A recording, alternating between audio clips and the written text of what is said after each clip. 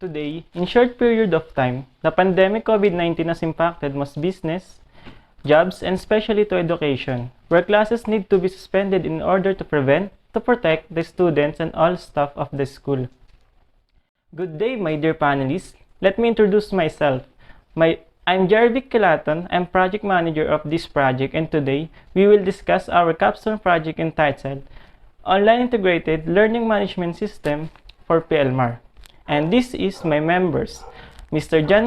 Marvin Ofalsa as a database network and UI designer, Mr. Vince Rodrigo, a QA tester and technical writer, and lastly, our programmer, Mr. Richard Duque. Since the first case of pandemic was discovered in the Philippines in March 2020, the face-to-face class is still ongoing on that time, so they need to suspend the class because of the pandemic. And this is where both student and instructor start using different platforms to continue the missing classes. At first, the Facebook and Messenger is the platform that student and instructor use to interact in. It can provide real-time discussion and communication to both, but that is not sufficient enough compared to learning management system that can manage the user registration, can deliver course content, administration of tasks like quizzes, tests, and submit assignment, track the student progress, and most importantly, the virtual face-to-face meeting through online. The beneficiaries of the system will be the learning management system itself to become an assistant or to provide a platform for either student or instructor for their learning and teaching. Second, learners will be the students who is going to receive online learning through internet provided by instructor-led virtual classes. And lastly, the instructor will be easier to them to distribute the learning materials and create performing tasks through internet using the system. The objective of the Capstone project is providing e-learning system with virtual face-to-face interaction between the students and instructor. The teleconference, it will help both learners and instructor to meet face-to-face through online and discuss all the topics and lessons they need to study. And messaging, this will serve as a communication to ask some concerns and to their peers, also to their professors. Scope. The online integrated learning management system was designed and developed to take students' registration, manage class courses, track their performance and progress by completing tasks provided by instructor-led virtual classes, video conferencing for face-to-face meeting via the internet, and a messaging section for specific concern between learners and instructor. Limitation. This is not meant to replace traditional teaching but rather to provide an alternative option of assisting in a situation we are currently facing, such as the pandemic.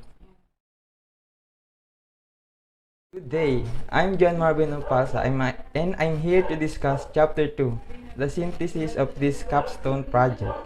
The team found out that some of our students are not capable of adopting this type of platform easily, especially to those students who don't understand how technology works. And the factor that affects this problem are financially short or can access the platform because you don't have the specific gadget needed to access it. This platform is created by this team are beneficial on the situation where studying is difficult due to pandemic. It helps to assist both students and school in surviving the school year where the pandemic is still active that limits us to go outside.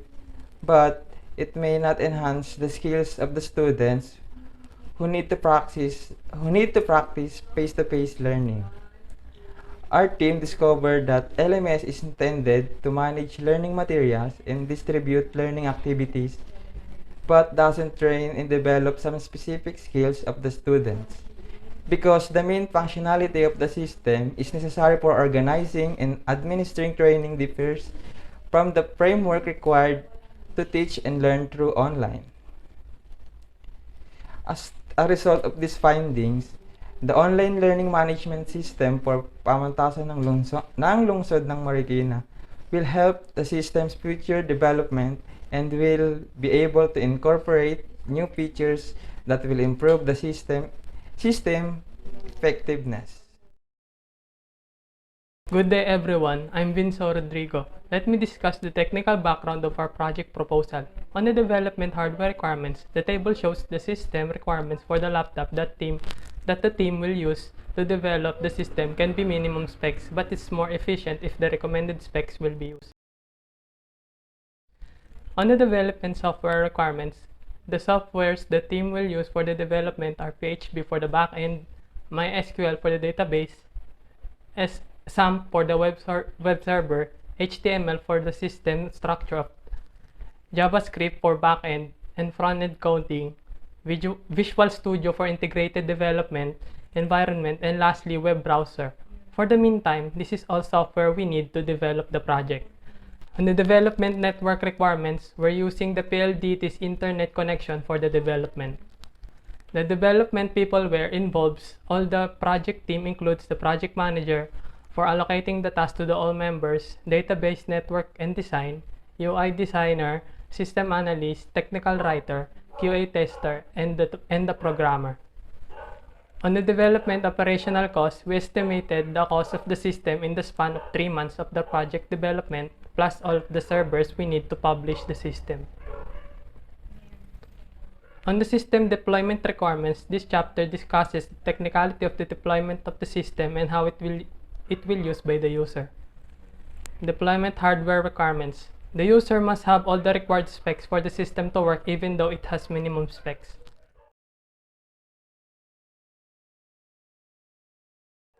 Deployment software requirements. If the user is using a PC or laptop, the system requires to use internet browser like Google or Mozilla Firefox to search the LMS. On the other hand, if the user uses cell phone, Android Lollipop 5.0 or higher is the recommended specs. Deployment peopleware requirements. The people involved in the deployment phase are the webmaster, which is the administrator and in charge of the website. And second is the student. He or she will receive whatever activities their professor will send on the LMS. And lastly, the professor who will the one sending activities to the student via LMS. Deployment operational cost requirements. The initial cost we estimated in the span of 1 year of the project development plus all of the servers that the team will maintain. Good day. This discussion is all about the chapter 4 of this Capstone project. This team uses the agile software development for its software methodology for the known characteristic of it, such as adaptability and versatility, for the project processes while also being able to produce such an early phase of development. The Capstone project fishbone diagram consists of the professor, student, material, environment, and method, each of the category result of this project, the LMS. For the said category in order, lack of knowledge and adapting. For the next one is cheating and boredom. Next is the internet connection and technologies. Next is face-to-face meeting and pandemic. Lastly is the modular and synchronous. This is what causes of the system or hinder its process. This part will be all about Capstone project will consist both of working and non-working modules. That is either on the current development or on the finished side, which is currently the functional.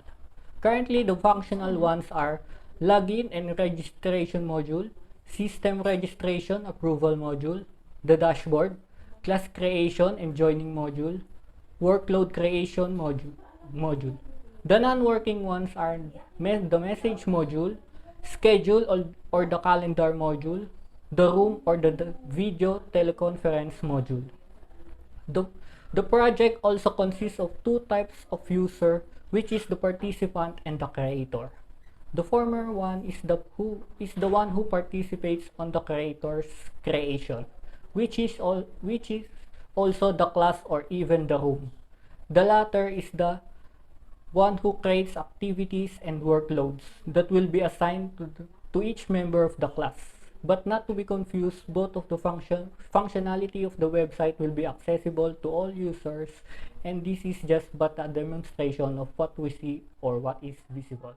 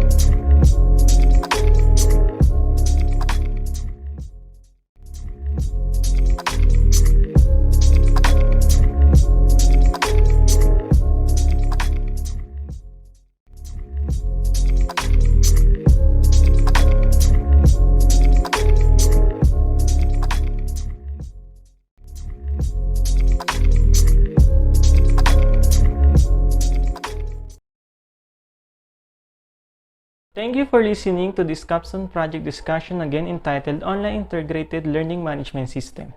The team hope you learn and what is inside on what's to come to this unfinished project. This will not successful without the support of everyone we know, the team that puts hard work on development, and lastly to our panelists, and not also forgetting our dear advisor Sir Chris Santos Sarmiento, who guide us on the making of this project. Goodbye and again, thank you.